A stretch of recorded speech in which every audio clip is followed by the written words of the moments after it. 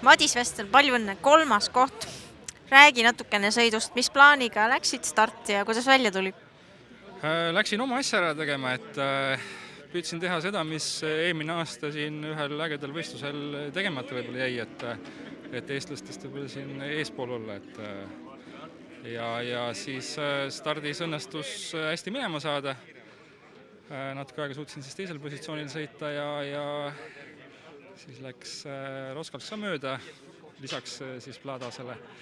Ja siis see tempo, millega ma sõitsin, siis tõigi siis selle koha, millele ma siin sattusin. Palju sellel aastal oled trenni saanud teha? Vähe. Kõige vähem vist üldse võrreldes eelnevate aastatega.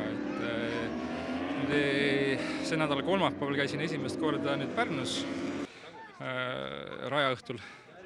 Ja siis eile sõitsin treeningpäeva ja nüüd täna olengi siin võistlusel.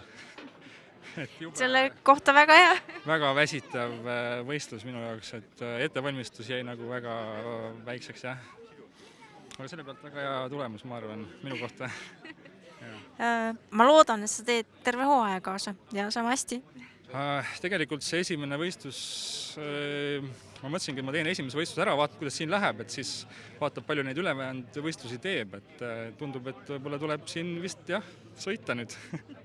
Ei jää muud ole, aga edu järgmisteks etappideks sulle. Aitäh!